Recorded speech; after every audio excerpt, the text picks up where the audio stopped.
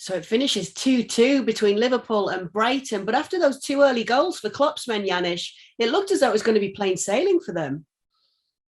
Yes, it did. Premier League has a funny way of bringing you down to earth, right? In a way, and there's different reasons for that. Before I get to them, this one should be straightforward. And of course, I was talking about, the big win at Old Trafford, 5-0, historic one, really, because that'll probably never happen again, at least not in my lifetime.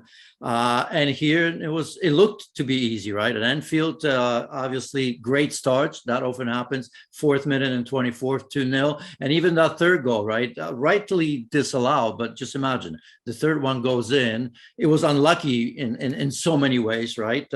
And the game's over. There's no recovery from that 3-0. But then, of course, that changed everything. But I think, before we even go on about Liverpool, what happened or what did not happen, I think Brighton were tremendous. Even in the first even in the first half, if you remember, in the second minute, Solly March had a great chance saved.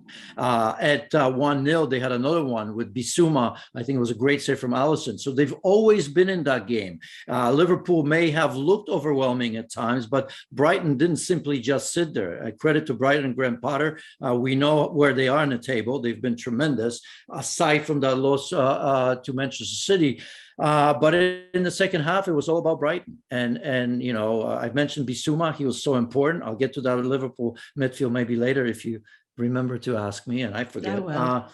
But in the wide areas, Trent struggled, and so did Robertson, and Trossard scoring. And in the end, it almost felt like Liverpool, I don't want to say we're lucky to get a point, but I'm sure they're happy because that could have very easily gone the other way, and with all 3 points being lost. I mean, Trossard did score a goal, obviously didn't count, but value for money for Brighton and then some at Anfield to be playing like that. It takes some talent. Yeah, lovely comeback from Brighton. It seems that Graham Potter may have Klopp's number because that's 3 undefeated for Brighton against Liverpool. But you mentioned the Liverpool midfield. Let's get into it then. Well, I mean, I often say that sometimes you cheat the system a little bit, and we've seen that in games. And it's unfortunate for Liverpool because they've been missing key players, and even at Old Trafford.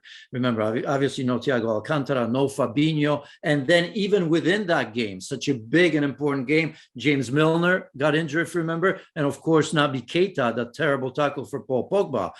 But yet, they've recovered. Here we come into this game, and again, Naby Keita comes off early. And all of a sudden, that midfield just continues to be asked these big questions to deliver. And I think that, they didn't. I can understand why a little bit, because you can only do that, for a game or 2 or 3. Maybe that's, maybe that was too much of an ask because their former player, Adam Lallana was tremendous. Mwepwan, that left inside, was often coming inside as well. And although I don't want to say it was just about the middle of the pitch, but certainly key players were missing there, and I think it was a little bit too much. But overall, I just thought defensively, Konate wasn't the same. And even Van Dijk to a degree, they were being asked questions all over the pitch in that second half. So I don't know if I want to pick on 1 or 2 players because it didn't look like the first half. Well, thank you very much for watching ESPN on YouTube. For more sports highlights and analysis, be sure to download the ESPN app. And for live streaming, premium content, and let's not forget as well, ESPN FC 7 days a week. Subscribe to ESPN Plus.